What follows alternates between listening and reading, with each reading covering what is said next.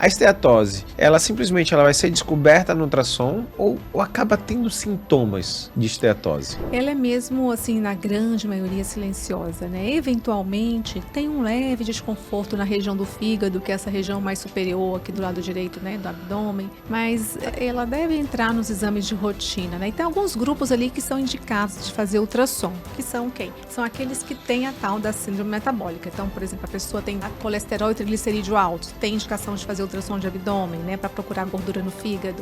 Tem diabetes, tem indicação de fazer ultrassom de abdômen. Tá sobrepeso, tem indicação de fazer ultrassom de abdômen para pesquisar gordura no fígado. Então, isso já estão dentro dos consensos, né, das guidelines ali recomendando rastreio de doença hepática nesses grupos, especialmente da síndrome metabólica, da hipertensão, do diabetes, do sobrepeso, do colesterol alto. Então, é um grupo que tem que ser vigiado mesmo para a condição. E vale lembrar que as enzimas do fígado, né, Jeff, vou colocar aqui um adendo, que aquelas enzimas do fígado que a gente aqui no termos médicos chama ALT, AST, ou TGO e TGP, nem sempre elas vão estar alteradas. Então, a gente não deve se basear só por essas enzimas. Acaba que no dia a dia chega os pacientes, mas as minhas enzimas estavam normais, que essas enzimas a gente dosa no sangue. Sim. Mas elas não são 100% seguras. Então, não basta olhar as enzimas do fígado que estão lá no sangue, a ultrassom mostrando a esteatose, a gente tem que ir para a elastografia, tem que ir atrás de fibrose, é uma busca ativa mesmo, de tentar identificar se aquele paciente tem ou não fibrose, que ali é um divisor de águas.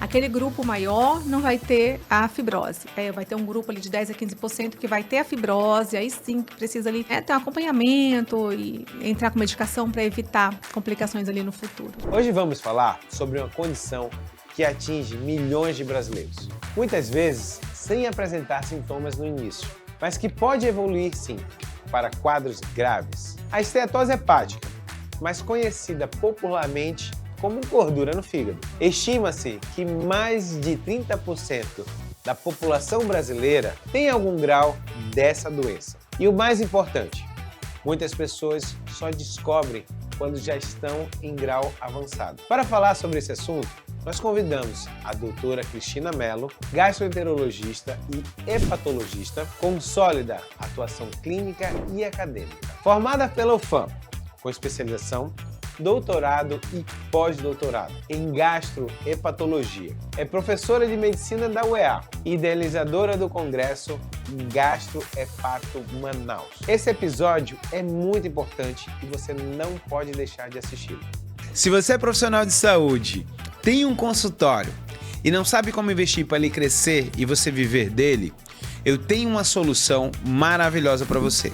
Um MBA em gestão e marketing para o seu consultório, onde vai te ajudar a você gerir e crescer da forma que você sempre sonhou.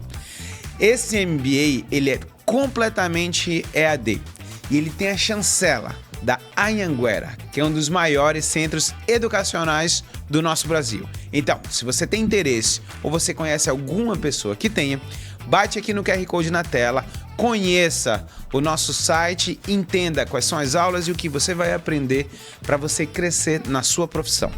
No Hospital Checkup, você pode ter seu atendimento na palma da mão. Então é só você pegar seu celular, você pode marcar a sua consulta e os seus exames. Além do atendimento humanizado de toda a equipe quando você chegar no hospital. Se você está pensando em fazer uma viagem internacional, Graco Viagens é a melhor opção. Você conversa com ele para saber se toda a documentação para você entrar no país, se você precisa de algo a mais. Então, sabe aquelas coisas pequenas que você fica preocupado e pode atrapalhar as suas férias? Graco Viagens. Doutora, então vamos lá. Eu acho que a primeira pergunta que a gente tem que começar vai ser o de praxe. O que é a danada da esteatose hepática? Sabe aquela pessoa que abriu seu ultrassom, fez um ultrassom lá e tem isso aqui escrito e a pessoa não sabe, como a gente brinca, não sabe se é de comer ou de passar no cabelo, né? Explica um pouquinho sobre esteatose. Perfeito, Jefferson. Então, a esteatose é uma condição, é um diagnóstico, olha só, histológico. O que significa isso? É um diagnóstico de microscopia. Mas tem métodos que nos facilitam a vida para encontrar ela de outra forma mais simples, que não o estudo microscópico do fígado, né? Que é um tanto complexo chegar nessa microscopia. E normalmente vem através do ultrassom, como você falou. Esse ultrassom é feito por uma rotina, Ou a pessoa tem algum mal-estar ali no abdômen, né, na barriga desconfortável, e vai passar por um ultrassom e descobre, então, que o seu fígado está mais gorduroso, está mais brilhante ao ultrassom, que esse é o achado encontrado. E que não é esperado, né? O normal a gente tem um nível de gordura muito baixo no fígado. E quando ele está, então, a gente tem esse achado de um fígado mais brilhante, indica que a gente tem um excesso de gordura ali presente, né? Acima do esperado ali, do saudável. E a gente só tem um tipo de esteatose ou você tem vários tipos? Legal, né, Gerson? A gente lembrar que a esteatose está muito condicionada, por ter uma gordura, ao excesso de peso. Mas olha só, existem infecções que dão gordura no fígado, existem doenças genéticas, hereditárias do fígado, que se apresentam também como gordura. Tem medicações assim, de uso muito corriqueiro, como, por exemplo, uma medicação para o coração chamada amiodarona, uma medicação pós-câncer de mama chamada tamoxifeno, que também geram gordura no fígado. Então, esse exercício de lembrar das outras causas é muito importante, não só condicionar que se tem gordura no fígado, é porque a pessoa está passando por, ou está numa fase acima do peso, e daí já tem a gordura no fígado por essa condição. E tem uma coisa interessante, Cris, que a gente vê no dia a dia. A gente sempre está pensando, como você falou, que as pessoas, não, o paciente está obeso e ele tem gordura no fígado realmente porque está obeso.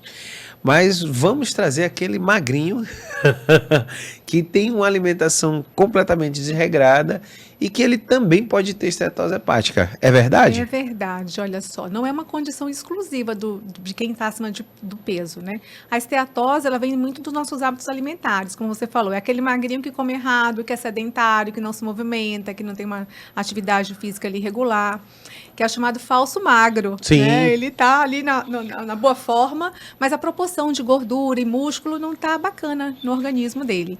E pode sim, nessa condição, né, ter um excesso de gordura na composição corporal, apesar de estar visivelmente magro, né, não acima do peso.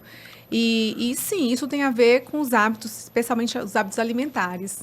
Quando a gente vai olhar os exames, você falou uma coisa que é interessante, Cris.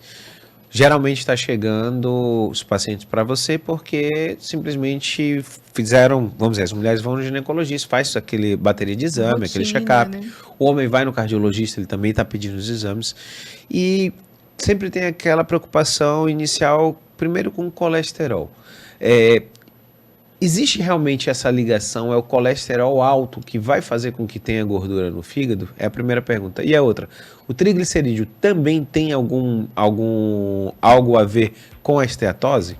Se você está gostando desse episódio e já se imaginou sendo entrevistado no podcast, compartilhando a sua história e falando sobre o que você faz de melhor, essa é a sua oportunidade. O Jeff Conecta é um projeto criado para dar voz a histórias inspiradoras e conectar você ao seu público de forma autêntica e impactante. Você quer participar? Escaneie aqui no QR Code da tela e descubra como levar a sua mensagem para ainda mais pessoas.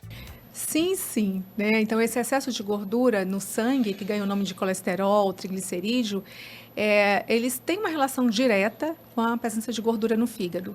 Essa gordura no fígado é a fração triglicerídeo, é o excesso dessa gordura chamada triglicerídeo. Ela se depositando no fígado, tem ali o achado da esteatose, do fígado gorduroso, né? Então, são coisas que se interlaçam, muitas vezes uma vem antes da outra, às vezes a gente vê primeiro a condição da esteatose e depois o paciente vai desenvolvendo a gordura no sangue, que é o colesterol alto, o triglicerídeo, e o oposto também acontece, já sabe que tem um problema de colesterol e triglicerídeo e depois aparece a esteatose. E aí, uma coisa que eu também ia perguntar para você sobre a história o histórico familiar. Eu vou puxar aqui um pouquinho, vamos dizer. A minha esposa, ela tem, a família toda dela são de pessoas magras, mas elas têm um histórico de colesterol alto. Então, assim, para esteatose hepática, você também, o histórico familiar conta? Olha que interessante, né, Jeff? Quanto mais a gente estuda as doenças, mais a gente vai puxando mesmo essa cadeia genética, né? Uhum. A exemplo do que acontece na família da Kali, na condição também da esteatose, alguns genes já foram identificados. A gente tem um mais famoso, que a gente já consegue dosar no sangue, que chama PNPLA3.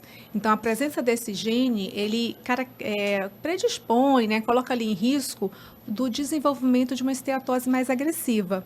Porque a gordura no fígado, ela tem esse potencial agressivo. Claro que a maioria, né, das pessoas não vão ter maiores problemas por ter gordura no fígado. Mas vai ter ali entre 10% a 15% aqueles que a gordura vai ser tão agressiva, por exemplo, quanto uma dependência alcoólica, quanto um vírus que agride ali o fígado, né?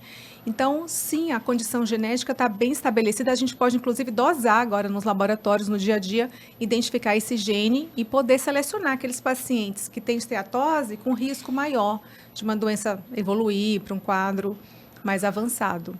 E quando a gente olha, a gente fala muito hoje em dia sobre a epigenética. Eu entendi que o PNPLA está positivo, pode ter um mais alto ou mais baixo risco. Esse fator, ele determina, ou se eu pensar sobre os outros fatores de risco e a mudança dos meus hábitos, quem é que vai se impor? A genética ou realmente o nosso dia a dia e o contexto do paciente? Então, essas mudanças de hábito, né, Jeff, que você levanta a bandeira e dá exemplo e defende tanto e mostra como é que deve fazer, isso é muito bom, inspirador. Ela é extremamente bem-vinda em várias doenças, na forma de tratar e prevenir. E aqui também, na esteatose, a condição genética, ela não é uma condição impositiva, né? Tem o gene e já vai ter uma doença agressiva. E até pelo contrário, o que os estudos mostram é o seguinte: aqueles que têm o gene, quando estabelecem uma mudança na sua rotina, quando decidem comer direito, quando decidem fazer atividade física, a reversão da esteatose é até melhor, olha só. Que então, legal. nem sempre a condição genética está ali, né? Para atrapalhar, ela pode ajudar, né? Para dizer é decisivo. Ela também sinaliza aqueles que vão responder melhor às mudanças no estilo de vida, né? Ao tão falado mudanças no estilo de vida. E tem um fatorzinho também, a gente está falando um pouquinho aqui sobre os fatores que podem levar. A diabetes, ela também contribui? Também. Então, a gente tem a questão do diabetes, do colesterol alto, do triglicerídeo, e a esteatose, da pressão alta. Eu digo para meus pacientes assim, são todos primos irmãos. É só uma questão de tempo que eles vão chegando juntos, né? Então, muitas vezes aparece o diabetes, e aí depois vem a gordura no fígado. E às vezes o oposto, tem a gordura no fígado, e aí a gente já sabe, olha, você tem um risco maior de ter diabetes, assim como as doenças cardíacas, né, Jeff? Então, assim, é até uma vigilância. Quando a gente encontra gordura no fígado, automaticamente a gente tem que alertar o paciente que o risco cardíaco dele, de derrame, de infarto, é mais elevado que da população geral. Então, quando eu estou diante de um paciente com gordura no fígado, de forma assim imediata, a minha preocupação maior não é com o fígado, mas é com risco chamado cardiovascular, de um Sim. evento cardíaco, cerebral. E isso a gente precisa alertar. Olha, é necessário a gente ir junto com o cardio, estabelecer ali uns exames de rotina, ver se não tem nenhuma condição já que o corpo esteja passando por uma agressão, né? Esse excesso de gordura, ele não fica só restrito ao fígado, ele vai infiltrando o corpo, vai para as carótidas, né? Vai pelas artérias do coração também, colocando ali em risco de eventos cardíacos. Ô Cris, você já me falou, a gente já conversou um pouquinho, você já me falou o que era a esteatose, você já me falou sobre os fatores de risco, né? Tem uma parte genética, mas que a parte genética, interessante você falar, que eu acho que a gente nunca viu uma doença dessa, que a parte genética vai ser ruim se você não cuidar e vai te ajudar muito se você se cuidar. Perfeito. E aí, o exame ultrassom realmente é o exame preditivo, é o principal que eu vou dar esse diagnóstico, ou existem outros exames que de repente eu vou ter que abrir mão para saber se eu tenho ou não esteatose hepática? Olha que interessante, né, essa pergunta. Realmente, a porta de entrada é pelo ultrassom. Então, que é o exame do dia a dia, né? A gente ensina na faculdade para os alunos, é feito em qualquer pronto-socorro. É um exame fácil, indolor. Os aparelhos estão cada vez mais frequentes nos nossos consultórios, inclusive, né? Do clínico geral também. Então, o ultrassom ele é a primeira forma de visualizar a gordura no fígado.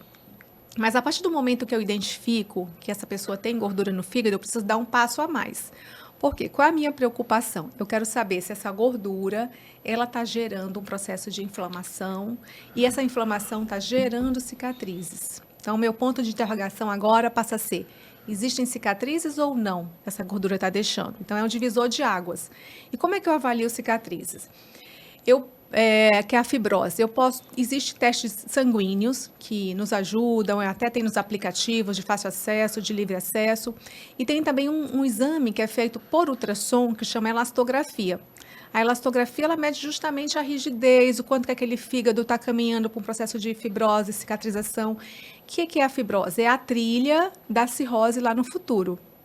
Então, se hoje eu encontro a fibrose, eu falo, opa, eu estou tendo risco de no futuro vir a desenvolver a cirrose, que aí é assim, é o mau funcionamento do fígado. Deixa eu perguntar uma coisa, Cris, e eu quero que você até me ajude e diga se é mais ou menos o pensamento. A pessoa vai ter a gordura vai estar lá. Daqui a pouco ela vai cicatrizar e você vai ter realmente essas fibroses. E essa fibrose, quanto mais gordura, mais inflamação, depois cicatriza a fibrose, menor vai ficar meu fígado e menos ele vai produzir o que ele tem que produzir. É isso? É isso, perfeito. Essa é a cascata. Então, a gente começa com a gordura, que vai virar fibrose, e o acúmulo dessa fibrose chama cirrose.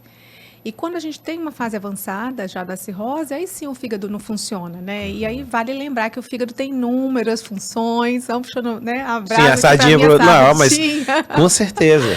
De funções assim, olha, desde imunológica, né? Nos protege contra infecções aí do dia a dia, de uma gripe, enfim, várias infecções. O fígado produz fatores que vão construir nossos músculos. O fígado produz fatores de coagulação. Se a gente se corta ali, né? Quem vai lá coagular o sangue é o fígado. Então, são inúmeras funções do fígado. E a gente quer esse fígado funcionando bem. A gente não quer essas fibroses atrapalhando ali o funcionamento, né? Deixa eu puxar um pouquinho, aí eu vou aproveitar para puxar a sardinha realmente pro seu lado, que eu lembro quando a gente...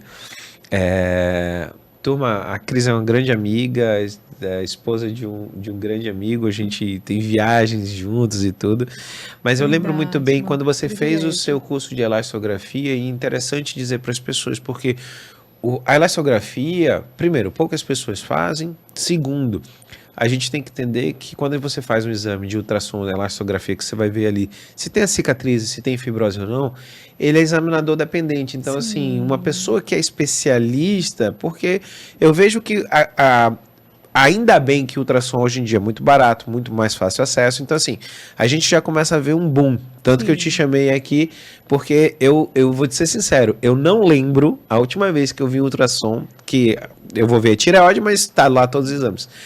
Eu não lembro de ter a última vez que eu vi um ultrassom que não tinha gordura no fígado. E isso me marcou. Foi por isso que quando a gente se encontrou, eu falei assim, Cris, eu tô precisando te trazer. Porque, sabe, você vai se repetindo. Tanto que assim, quando eu falei assim, eu não lembro o último paciente que me trouxe um ultrassom e não tivesse pelo menos um grau leve de... É isso mesmo, Cris? Tá esse boom desse jeito? Tá esse boom, tá essa epidemia silenciosa, como você bem colocou. E olha que interessante, eu ouço a frase todo dia, mas doutora, todo mundo tem. E eu digo, mas não é porque todo mundo tem que tá tranquilo, que é bom, não tá tranquilo. A gente está vendo muitos problemas, né? Então, olha só, Jeff, 1 em cada 3 adultos é muita gente, não é todo mundo, né? Como essa frase que eu ouço. Pelo amor de Deus, né? Mas 1 em cada 3... é muito. Eu vou fazer uma pergunta agora, assim, de curioso mesmo. Eu sei que não vai chegar para você, mas deve estar chegando muito mais cedo até algumas doenças. Mas, assim, a gente vê uma epidemia também nas nossas crianças. Como é que tá chegando esse menino que começou lá atrás com esteatose? Como é que ele já está chegando no teu consultório? Essa é uma mudança radical, né? Então, eu faço a patologia há 20 anos, então essa condição da esteatose eu via no pessoal de 50 a mais, né, 50, 60, e hoje eu começo a receber 20 e pouco, 18 anos de idade, e realmente é assustador, né, porque a gente vê que tem uma relação muito clara com os hábitos alimentares, a prática de exercício ou não, né, então realmente essas doenças que estão relacionadas aos nossos hábitos de vida, elas estão vindo numa geração, né, de forma mais precoce. E é assustador mesmo a gente, né, detectar casos assim de doença, e é uma situação prevenível. Então, a esteatose, vale lembrar que quando está associada à condição metabólica, que é essa do sobrepeso, da falta de atividade física, do erro alimentar, né, o excesso ali de açúcar, de alimentos processados, carboidratos, aquela coisa da padaria, né, que é uma delícia, mas a gente tem que moderar. Vem associado com a esteatose. A gente está vendo a faixa etária subindo dessa condição da esteatose, da gordura no fígado. E realmente preocupa, porque vai vir mais cedo também a falência do fígado, né? E uma outra condição que a esteatose traz e que realmente chama atenção é o risco de câncer de fígado. A gente vê números maiores sendo aumentados, aí a prevalência e a incidência de casos relacionados à gordura do fígado, ali 20, 30 anos de gordura no fígado. O processo inflamatório vai a ponto de fazer, né, uma displasia, uma mutação ali nas células do fígado, levando ao aparecimento do câncer. Então, é uma condição mesmo silenciosa e preocupante. Não, eu fiz essa pergunta, Cris, porque eu entendo que muitas pediatras, amigas nossas, que são endocrinopediatras até, falando sobre a dificuldade que elas estão tendo que tratar doenças de atudo em criança. Então tá tudo chegando muito cedo. E se ele já começa lá atrás com a má alimentação, ele já vai chegar, é o que está acontecendo com você. Você falou 18, 20 anos, quer dizer, um paciente que não existia. Não existia esse paciente. Para você e de repente, e eu até falo uma coisa, e eu vou chamar a atenção de uma coisa. A gente não vai entregar a sua idade, porque você é bem mais nova do que eu, mas na época que a gente fez faculdade e residência, eu lembro muito bem que na residência de cirurgia geral, toda vez que a gente tinha uma criança, um adolescente, estava ali nos 18 anos, 16, 18 anos, que tinha pedra na vesícula, a primeira coisa que a gente ia pensar eram doenças hematológicas. E aí eu pergunto hoje em dia, e o pessoal da cirurgia geral diz que assim, não, hoje em dia, 16, 18 anos, está muito comum tirar a vesícula por causa de pedra na vesícula, porque já cresceu de criança, de bebê, vem crescendo obeso. E tem todas essas predisposições que levam a tirar a vesícula e levam também a esteatose hepática. Perfeito, é essa epidemia mesmo. E aí um diabetes mais precoce, uma pressão alta mais precoce, todas essas condições associadas, né, que é chamado esse pacote de síndrome metabólica. São essas condições associadas ao excesso de peso. É realmente uma epidemia no mundo ocidental, né, não só aqui no Brasil, mas os números mostram aí que a América Latina, e parece ter uma condição genética que, nossa, na América Latina, os nossos números são maiores que na América Central e do Norte, né? Então tem uma condição talvez genética ou de hábitos alimentares aqui que predispõe também a... porque acho que depois que entrou o fast food, mas junta com a nossa feijoada, junta com as outras... Agora, uma coisa que sempre me traz uma dúvida muito grande. A esteatose, ela simplesmente vai ser descoberta no ultrassom ou acaba tendo sintomas de esteatose? Ela é mesmo, assim, na grande maioria silenciosa, né? Eventualmente, tem um leve desconforto na região do fígado, que é essa região mais superior aqui do lado direito, né, do abdômen, mas ela deve entrar nos exames de rotina, né? E tem alguns grupos ali que são indicados de fazer ultrassom, que são quem? São aqueles que têm a tal da síndrome metabólica. Então, por exemplo, a pessoa tem já colesterol e triglicerídeo altos, tem indicação de fazer ultrassom de abdômen, né, para procurar gordura no fígado. Tem diabetes, tem indicação de fazer ultrassom de abdômen. Está sobrepeso, tem indicação de fazer ultrassom de abdômen para pesquisar a gordura no fígado. Então, isso já estão dentro dos consensos, né? Nos guidelines ali, recomendando rastreio de doença hepática nesses grupos, especialmente da síndrome metabólica, da hipertensão, do diabetes, do sobrepeso, do colesterol alto. Então, é um grupo que tem que ser vigiado mesmo para a condição. E vale lembrar que as enzimas do fígado, né, Jeff, vou colocar aqui um adendo, que aquelas enzimas do fígado que a gente aqui no termos médicos chama ALT, AST, ou TGO e TGP, né, nem sempre elas vão estar alteradas. Então, a gente não deve se basear só por essas enzimas, que isso acaba que no dia a dia chega os pacientes, mas as minhas enzimas estavam normais, que essas enzimas a gente dosa no sangue. Sim. Mas elas não são 100% seguras, então não basta olhar as enzimas do fígado que estão lá no sangue, a ultrassom mostrando a esteatose, a gente tem que ir para a elastografia, tem que ir atrás de fibrose, é uma busca ativa mesmo, de tentar identificar se aquele paciente tem ou não fibrose, que ali é um divisor de águas. Aquele grupo maior não vai ter a fibrose, vai ter um grupo ali de 10 a 15% que vai ter a fibrose, aí sim que precisa ali né, ter um acompanhamento e entrar com medicação para evitar complicações ali no futuro. Aí a gente vai chegar, a gente já falou um pouquinho sobre a doença, os exames, deu o diagnóstico, sintomas, mas vamos para o próximo passo, que é tratamento. A gente já entendeu que quem é diabético, hipertenso, quem está sedentário, obeso, a gente já entendeu que o ponto-chave para você não evoluir com essa doença é a mudança de hábito. Mas em que momento, Cris, que realmente necessita você falar assim, olha, a gente precisa começar uma medicação, porque assim, a medicação mais, turma, não é porque você vai tomar o remédio que você está isento de fazer o resto. Medicação mais, qual é esse momento que você tem que sentar e falar sério com o paciente e falar assim, infelizmente você começa com medicação?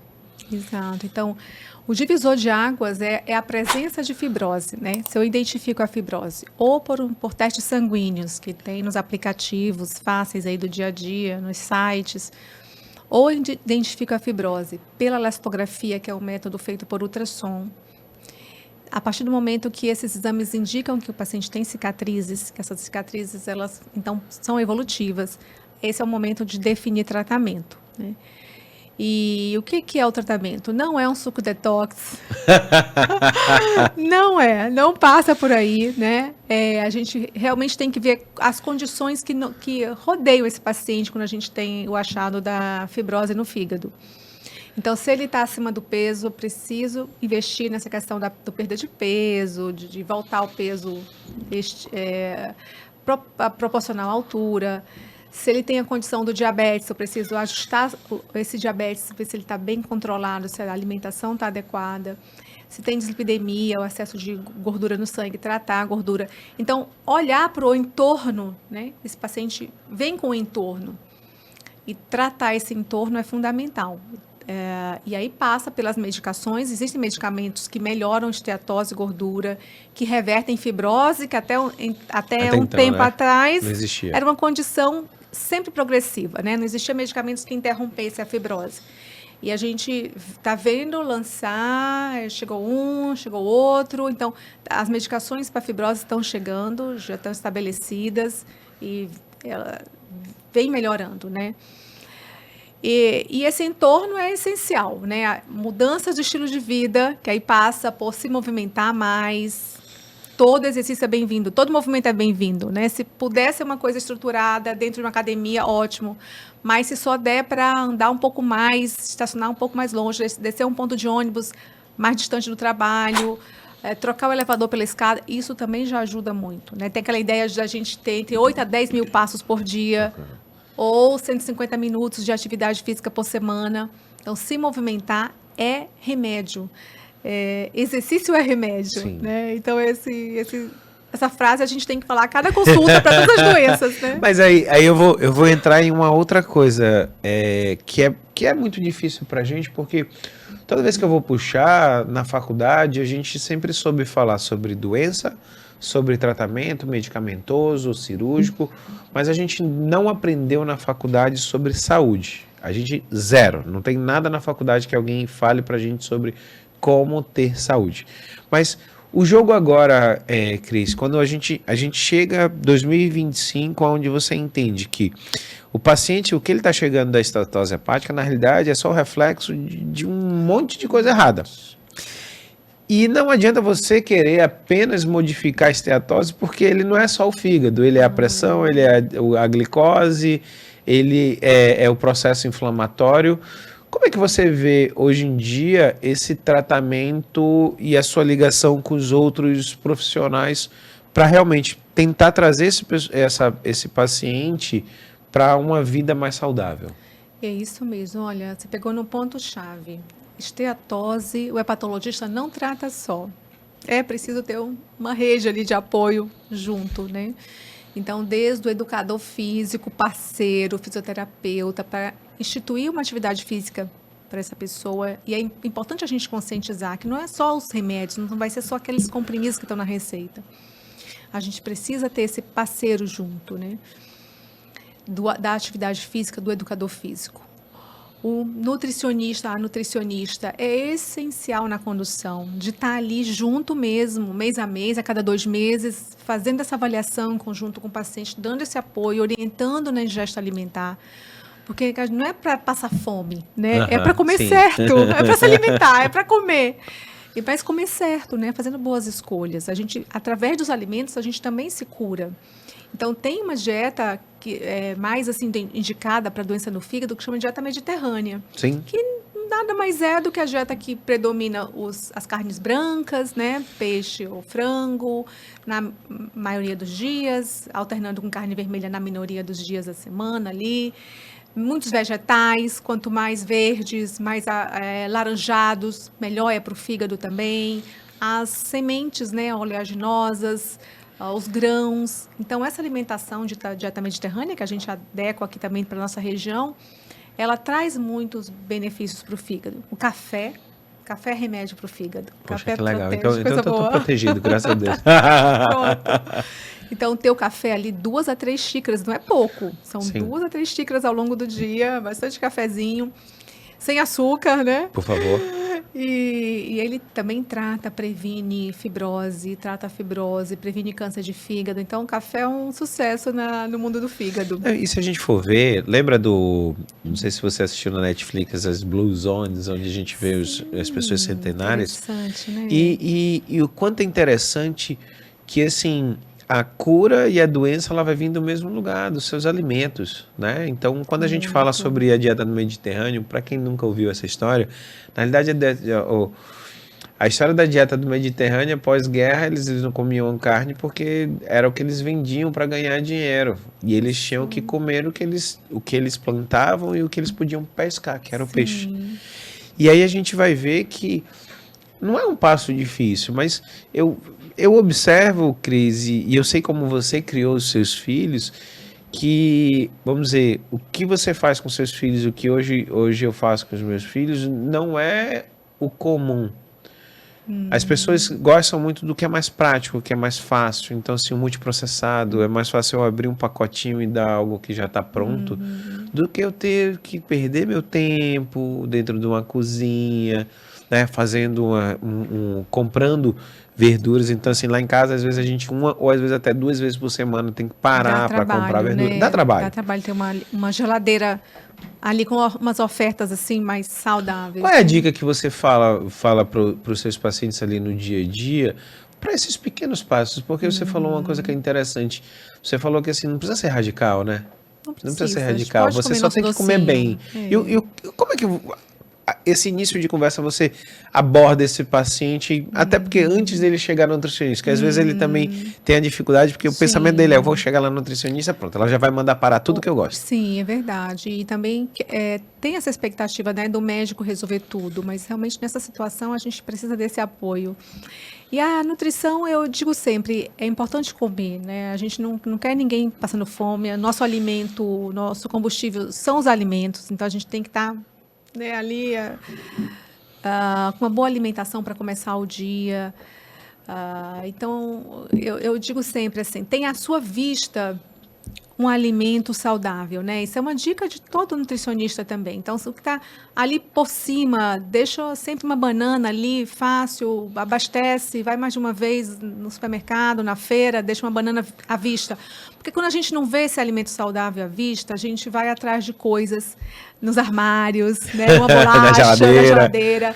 E eu digo sempre também, na geladeira, quando a gente abre a porta, a gente tem que ver algo saudável para a gente, né, abocanhar ali. Então, deixa uma fruta assim, uma maçã, que a gente encontra fácil uma maçã, né? Já deixou a banana visível ali por cima da mesa, né? Na fruteira. Abriu a geladeira, deixa ali uma maçã, por exemplo. Então, um iogurte mais saudável, né?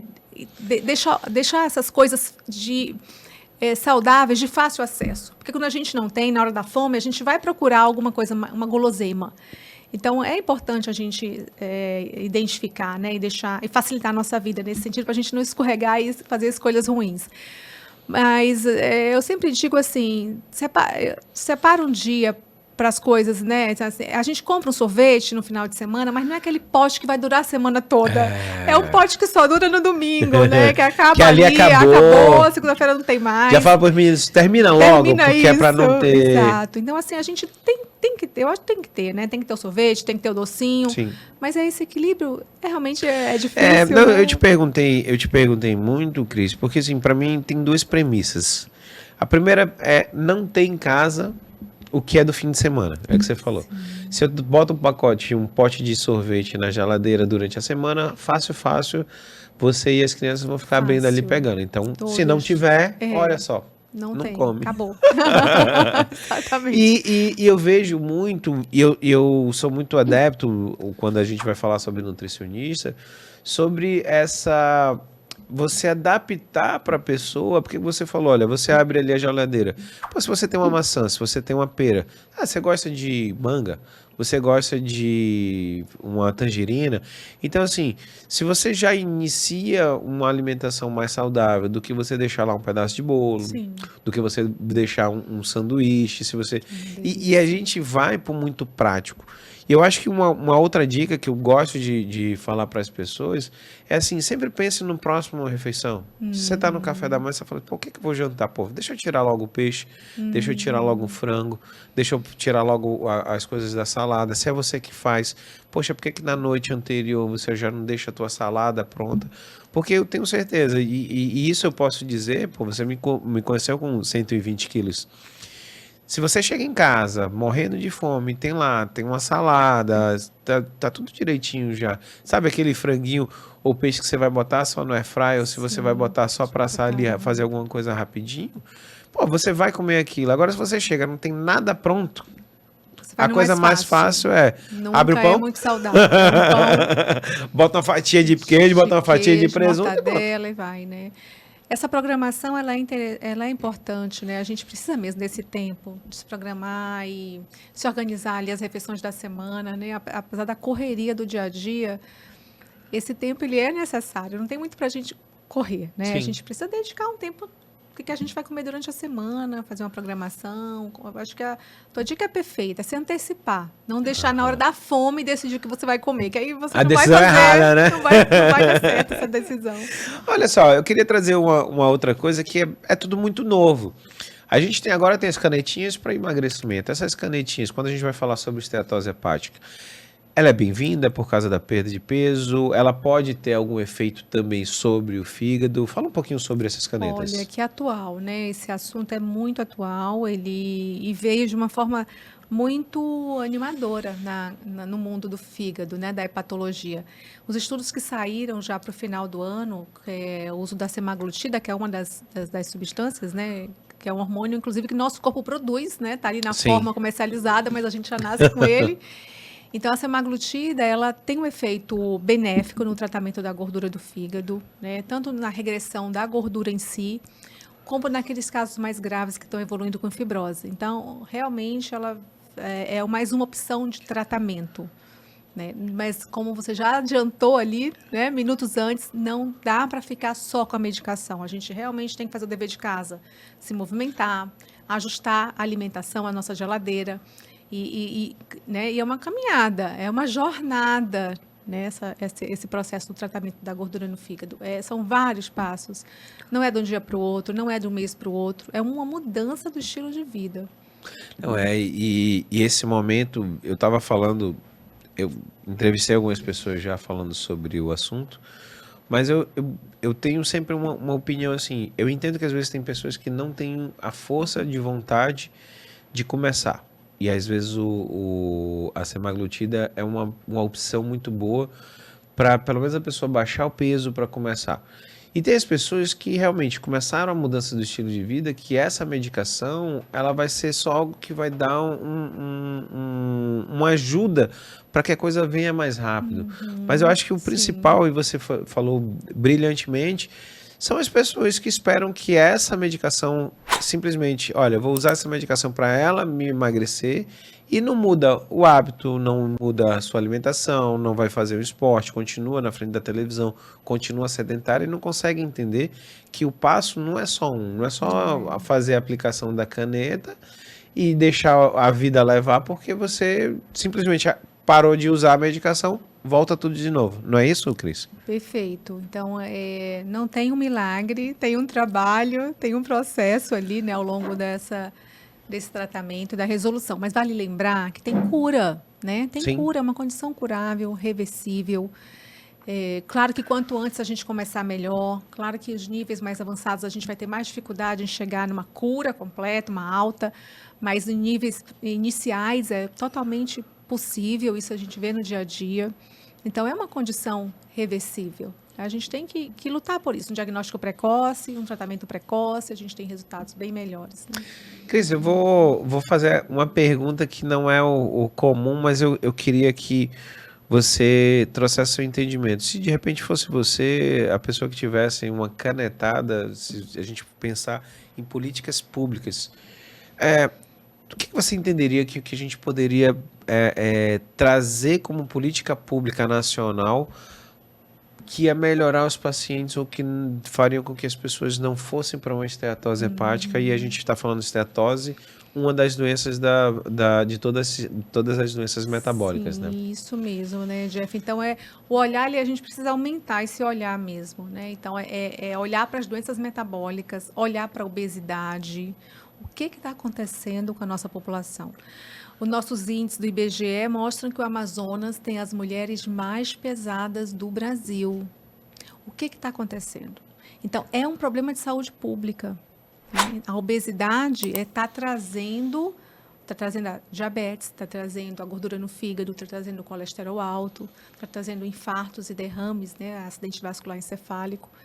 Então, é um olhar mais amplo mesmo, a gente precisa encarar e não responsabilizar. Claro, o indivíduo tem toda a responsabilidade, mas não unicamente o indivíduo, porque a gente está vendo uma proporção gigantesca das doenças metabólicas junto com a obesidade, né?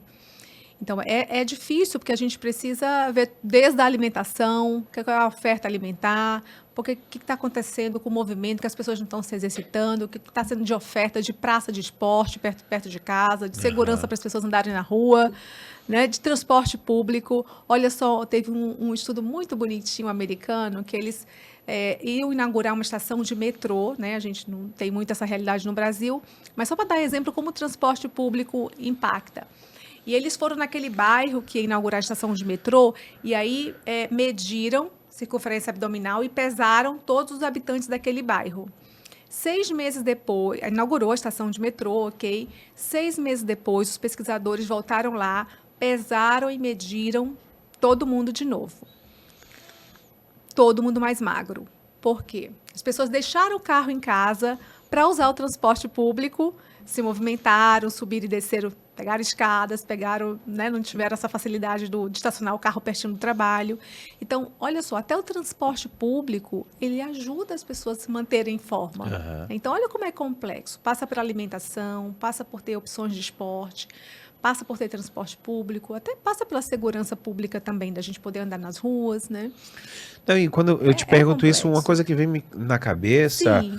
Como é que você grande pensa? nas escolas, porque assim, se a gente for pensar, o que acontece nas escolas? Eu lembro que uma vez, quando foi determinado que nas escolas não iam poder vender, vamos dizer, refrigerante e tirar muito gordura e fritura, eu lembro muito bem que haviam pais no grupo de WhatsApp onde eu estava, que eles achavam absurdo, porque não deveriam mudar o hábito do filho dele, porque aquele refrigerantezinho preto, sabe, do rótulozinho vermelho e branco, que o pai achava que ninguém tinha que se intrometer, que para o pai era mais fácil dar o dinheiro e o filho comprar o refrigerante e alguma coisa que não era saudável, ou às vezes o próprio pai mandar para a escola algo que seja industrializado, do que o pai e a mãe ter que fazer algo de manhã, ter que separar. Trabalho, né? Então, assim, eu vejo que esse primeiro passo, e eu acho que quando a gente falou um pouco, você falou já chegando... Para mim são crianças, 18, 20 anos no seu consultório, já com esteatose hepática, você fica pensando assim... Tem um mundo aí, foi lá. Foi 10 anos atrás, começou, né? 10, 15 anos para trás. E a gente pergunta, né, essa questão das cantinas das escolas. Eu também, meus filhos estão em idade escolar ainda, estão no ensino médio. E é uma pergunta, o que são essas cantinas, né? Que a gente vê as ofertas. Eu deixo aqui a minha revolta. Não, mas aí a gente Gente. começa a entender que acaba às vezes sendo um pouco até o reflexo, porque é isso que aí eu volto a falar. O que eu e você pensa e o que a gente coloca na nossa casa não é a média. Porque a gente está preocupado com nossos filhos. Vamos dizer, a minha Juju come ovo cozido em casa de manhã cedo e gosta de levar ovo cozido para o colégio. Olha. Mas assim, ela tem um outro pensamento. Ela está no Sim. esporte, ela é atleta. O Vini também está na mesma pegada de comer muito mais saudável e levar os lanches dele. Mas a gente sabe que quem está no dia a dia e que os pais que não têm a mesma preocupação que a gente tem, a gente acha que é besteira. Sim. Não, pô, besteira, meu filho comer um Nossa, hambúrguer, Juju e só o um Vini estão de refrigerante. parabéns. Dando Não é, exemplo, porque, né? mas é o hábito da casa. Sim, E eu digo muito sim. assim, o meu filho, se eu botar 2 litros de refrigerante, ele vai tomar 2 litros de refrigerante. O que eu faço? Eu só não compro. Sim, não tem casa. Então, esse passo é bem importante. É uma decisão, né? E você falou uma coisa também que é interessante do transporte. Eu acredito muito, a gente que mora aqui em Manaus, a gente acredita muito que o que soma? Temperatura alta, insegurança, não tem transporte público. Acaba que eu lembro quando a gente viaja, e olha, uma vez, uma viagem simples, a gente foi para Goiânia. O dia a dia da gente, que o meu filho achou maravilhoso, era porque todo dia de manhã a gente descia.